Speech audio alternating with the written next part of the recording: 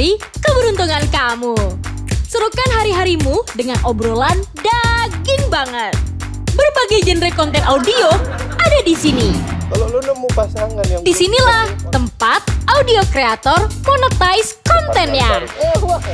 atau mau presentasi ke bos-bos kena HIV gitu baru dapat kabar lo HIV positif. Dimanapun, kapanpun, Audio Now. Hanya di Roof. Download sekarang juga.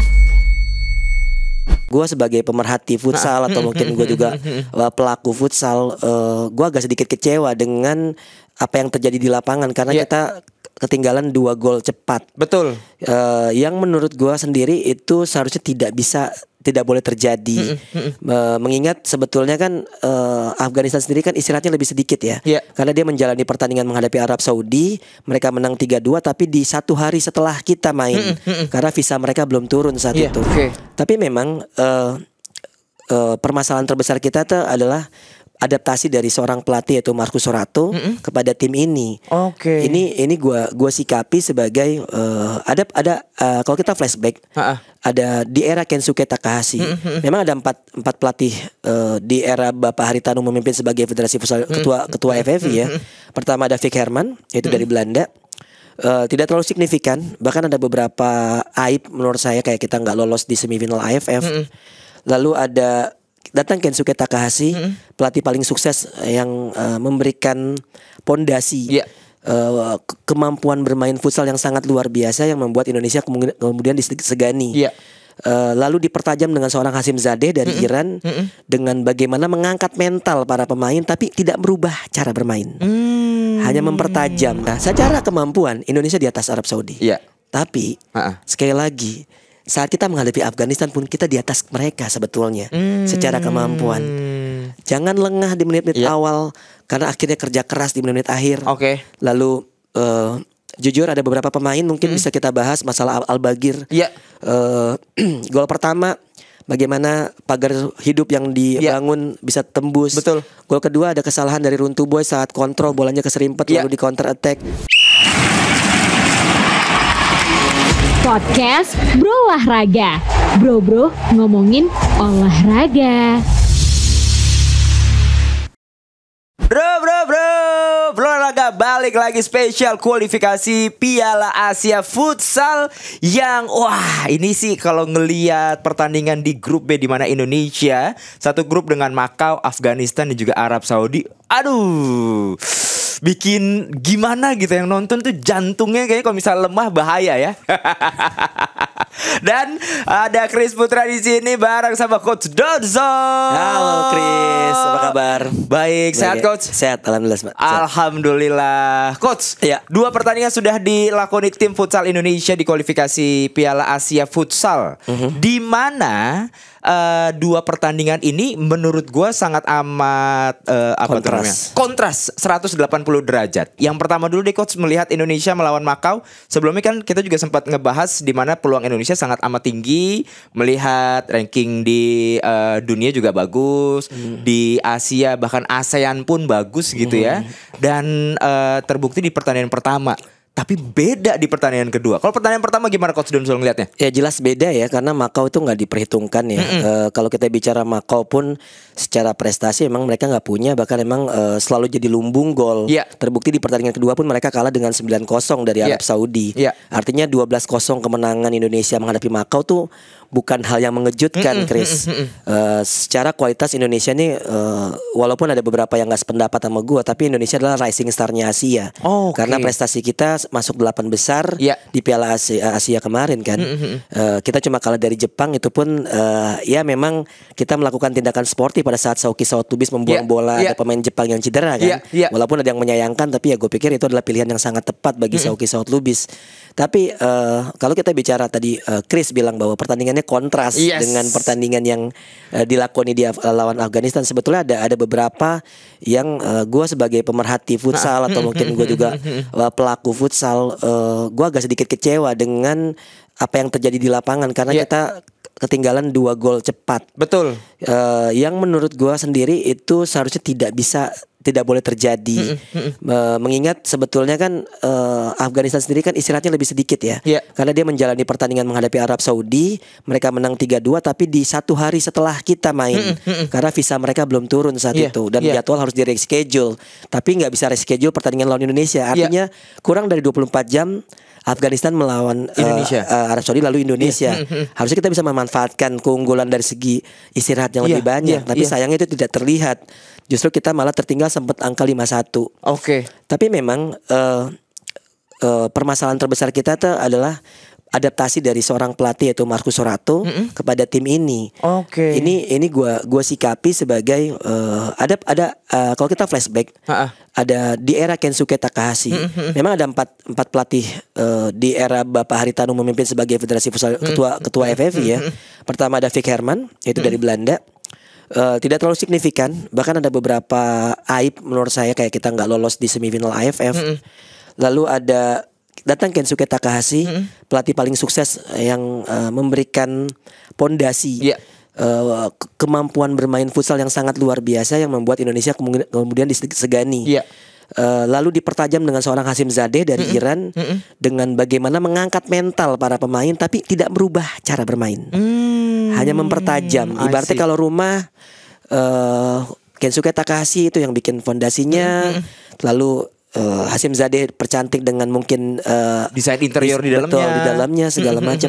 Nah, tinggal bagaimana seorang Marcus Sorato secara background Marcus Sorato lebih mentereng karena pernah membawa Brazil juara Piala Dunia.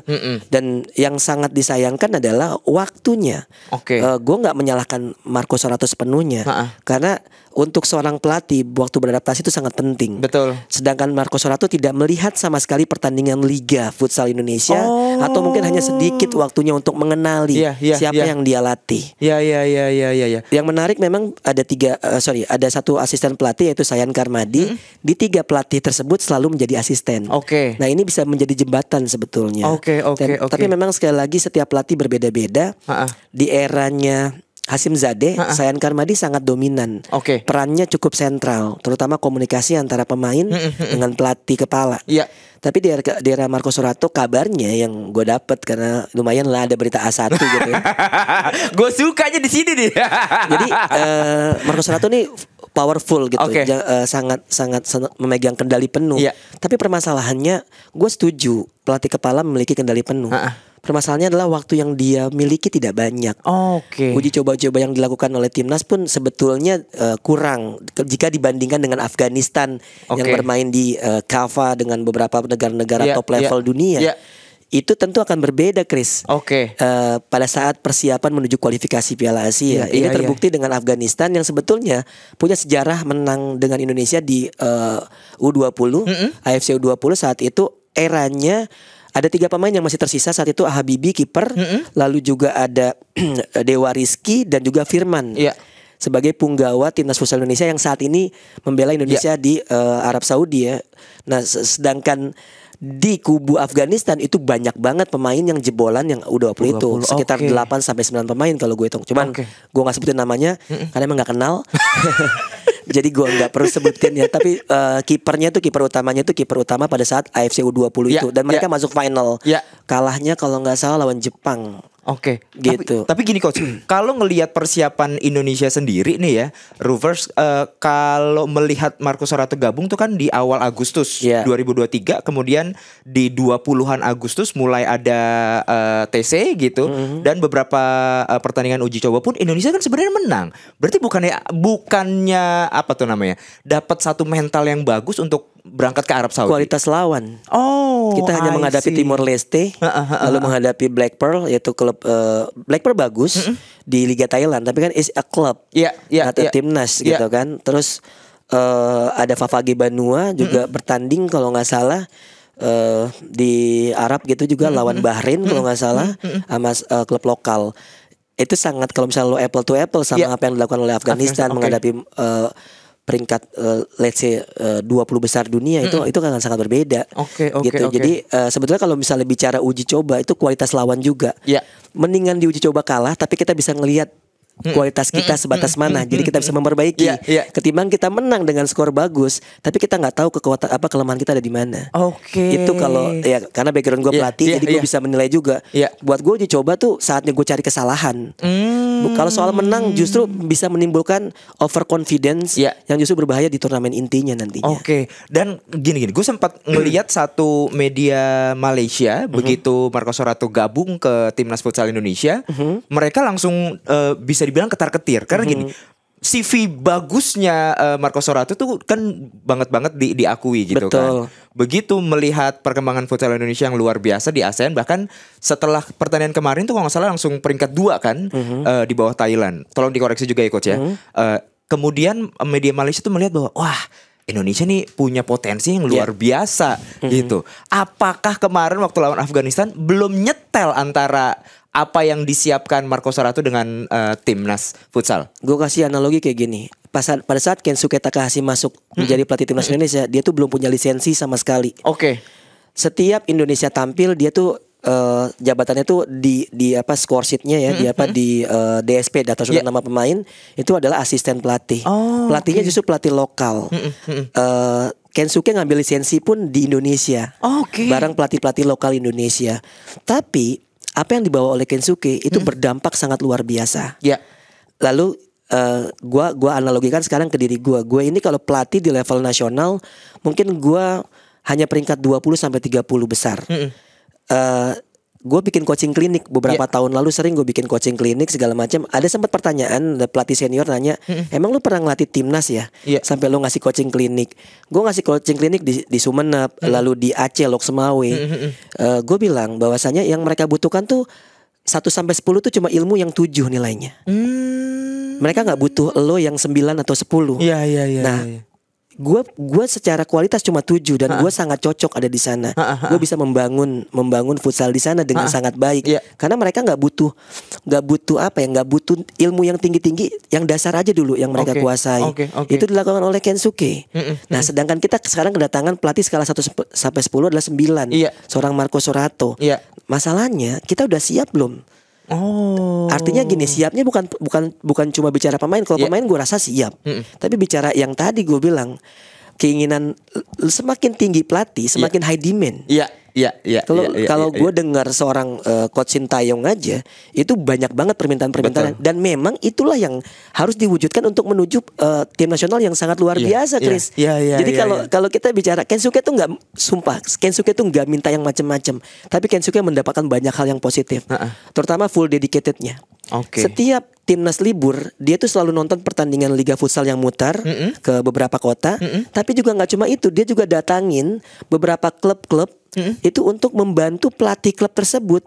Nice ya. Nah, itu yang nggak kita miliki gitu. Tapi memang perpisahan dengan Kensuke tuh, kalau gue dramatisir tuh kayak Romeo Juliet ya. Karena Kensuke harus balik, dia punya keluarga di depan, dan dia diambil sebagai asisten pelatih timnas U20. Timnas senior yang kemudian ketemu sama kita yang kita kalah di Piala Asia kemarin. Dan itu adalah pertemuan yang awkward. Karena untuk pertama kali kita ngeliat Kensuke mimpin pemanasan untuk tim lain gitu. Dan jujur ya Chris ya, dari tadi gue bicara masa lalu karena apa yang terjadi di saat ini tidak sebaik masa lalu. Gue harus realistis. Dan gue percaya Ruf juga ngundang gue juga. Gue nggak tahu apakah produser riset apa gak, karena gue orang yang cukup keras untuk mengatakan ini, bahwasanya siapapun pelatihnya, lu mau labelnya tinggi sekalipun, tapi kalau lu tidak diberikan space yang cukup, dia juga nggak bisa apa-apa. Kalau gue mah lebih percaya, kalau gue analogi lagi, gue lebih percaya orang yang bisa bawa mobil tahunan ketimbang orang yang baru megang SIM 2 hari. I see. Itu aja. Karena buat gue, juaranya Marco Sorato itu 2012. Dan itu udah 11 tahun yang lalu. Setelah itu dia melakukan apa gitu kan. Itu yang harus gue pikirkan saat itu. Karena gue pengen, yang gue tunggu adalah bagaimana cara mainnya. Gue punya beberapa orang dalam yang gue bilang A1 tadi. Bagaimana cara Sorato melatih. Bagaimana komposisi pemain. Ada perbedaan. Kensuke punya 3 paketan, 3 grup. Karena kan ada 14 pemain ya, 14 2 kiper dan 12 pemain. 12 itu bisa dibagi 3 jadi 4-4-4. Paket 1, paket 2, paket 3 biasanya dilakukan seperti itu. Itu pun dilakukan oleh Hasim Zadeh. Kenapa Hasim Zadeh bisa berhasil? Karena Hasim Zadeh tidak merubah banyak hal. Yang sudah dilakukan oleh 5 percantik yang tadi lo bilang ya. Itu dia. Yang gue khawatirkan memang Sorato tidak tidak melihat apa yang sudah dilakukan oleh Kensuke dan Hasim Zadeh itu adalah sesuatu yang Gue setuju sih, nggak ada masalah. Tapi kalau lo punya waktu yang cukup, karena kan kita bicara kemarin juga Ical udah ngomong juga 3 bulan bagaimana lo masa persiapan, masa persiapan khususnya, persiapan umumnya segala macam lo harus lakukan itu. Dan itu tadi goalnya juga lo harus ada turnamen. Sebelum turnamen inti lo ada uji coba yang berkualitas atau lo training center di luar kota, luar negara, gitu kan, di negara-negara yang kuat secara kultur futsalnya. Tapi kalau kita lihat pertandingan di pertandingan kedua di kualifikasi kemarin, di mana Indonesia yang tadi lo bilang ketinggalan 5-1 terlebih dahulu, 2 gol cepat kemudian dibalas sama Samuel Eko. Cuma akhirnya di babak pertama skornya 5-2, walaupun babak kedua luar biasa. Kita melihat perjuangan pemain timnas futsal. Gimana coach? Ya, gue menyikapi sebetulnya gini. Kalau lu bicara perjuangan, itu karena memang kita kalah duluan. Jadi dari 5-1 sampai 7-sama. Gue pernah juga melakukan itu di level klub. Dan gue bisa merasakan apa yang dirasakan oleh si pelatih. Tapi permasalahan terbesarnya adalah secara kualitas, lu bicara peringkat deh yang tadi lu sebutin, kita jauh di atas Afghanistan. Bahkan di grup B ini kita paling tinggi peringkatnya. Itu dia. Kalau gue menganggap bahwasannya gue mensyukuri hasil imbang, tapi sebetulnya hasil imbang itu rasa kalah. Buat gue harusnya kita bisa menang. Karena gini, perbedaan bukan gue ngerasa si paling futsal ya, ataupun si paling mencintai futsal atau paling paham futsal, enggak. Gue hidup dari futsal. Gue ngelatih, gue punya event organizer, gue kenal sama banyak brand, akhirnya gue jadi bintang tamu atau apapun itu, gue punya podcast dan lain-lain. Gue dapat duit dari sana, dan gue merasakan jika futsal ini berkembang, maka karir gue pun akan lebih berkembang.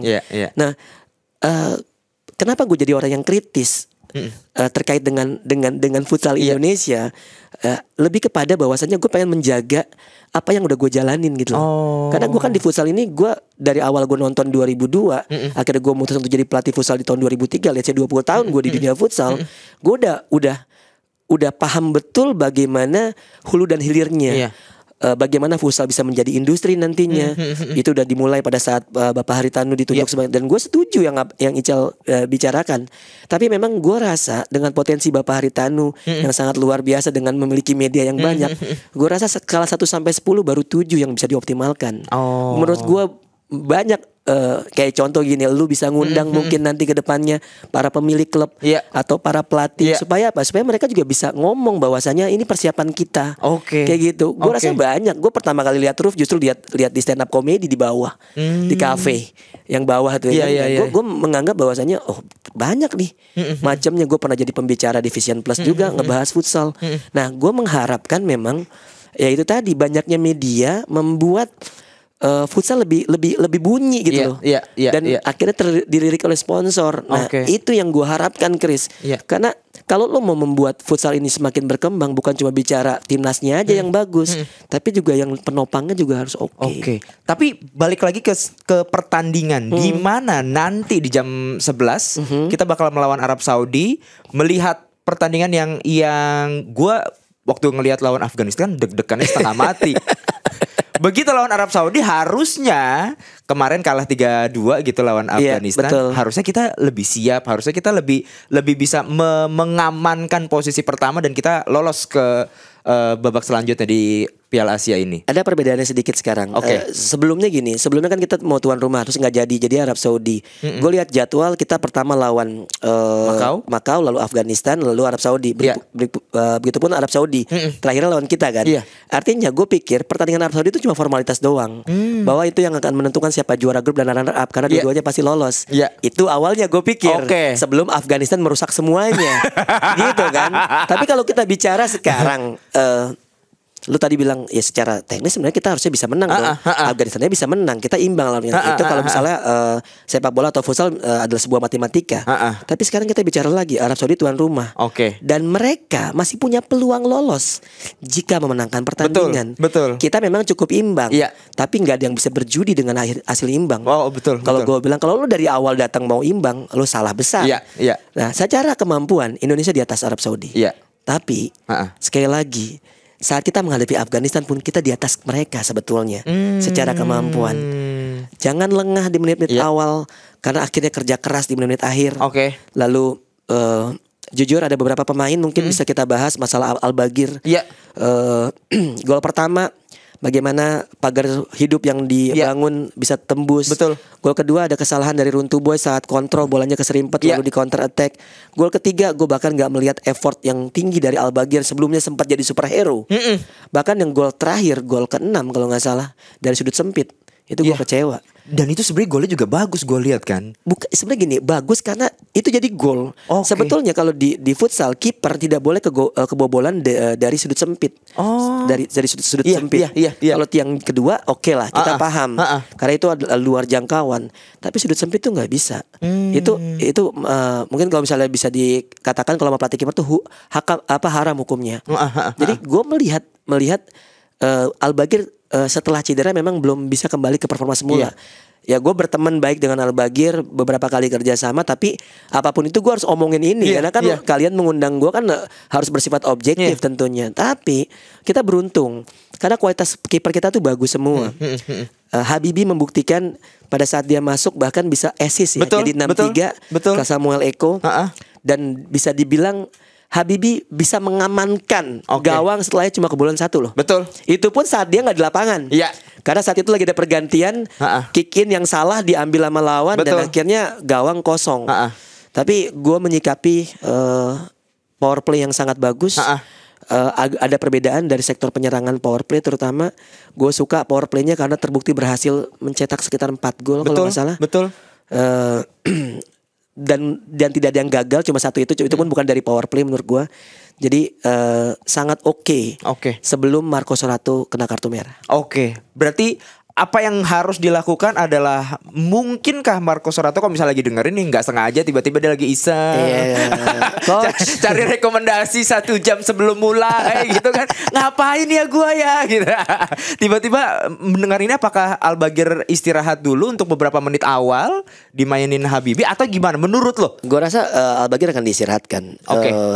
Maksudnya gini, bukan hukuman, tapi kita harus menciptakan suasana kompetitif kan dalam sebuah tim. Jika lu bagus, lu terus. Jika lu ada kesalahan, tentu ada beberapa pemain yang siap menggantikan lo untuk lo katakanlah mungkin cooling down lagi supaya bisa kembali ke performa semula tapi tetap siap seperti itu. Gue melihat kalau kita bicara Marco Sorato nggak akan memimpin pertandingan karena hukumannya adalah kartu merah kemarin, dia nggak boleh memimpin pada saat menghadapi Arab Saudi. Tapi ini yang gue malah kayak blessing in disguise ya, karena gue bilang gue merasa kayak beruntung. Kenapa tuh? Beruntung karena akan dipimpin oleh Sayan Karmadi, asisten yang sudah melalui 2 pelatih sebelumnya. Dan gue melihat peran Sayan akan sentral. Gue bahkan tadi malam gue Insta story, gue bilang in Sayan I trust gitu.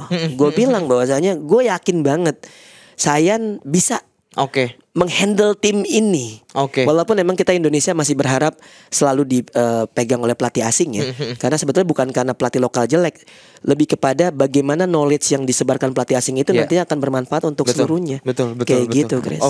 Berarti yang paling simpel adalah untuk memastikan kemenangan ya komunikasinya harus jalan lagi. Di mana asisten pelatih yang akan pegang di sini bukan berarti menurunkan mental. Soalnya gini, kalau misalnya lihat kemarin beberapa gue bilang acting ya Rufers ya dari pemain Afghanistan lumayan menyita emosi para pemain timnas juga kan. Salah satunya bahkan sampai Marco Sorato menggeser sedikit pundaknya. Gerakannya minor. Tapi memang ada 2 pemain Afghanistan yang bermain di Liga Indonesia 2 tahun yang lalu bersama Halus FC yang nyetak gol ke kolongnya Al-Bagir gitu. Nah itu bisa jadi cepu. Ya karena kan gini. Masuk akal sih. Bener kan? Masuk akal. Karena gini, sejujurnya mungkin sepak bola sama futsal agak sama. Kita tuh ada beberapa pemain yang punya emosi yang di atas rata-rata. Nah itu mungkin mereka ngasih tahu pasti.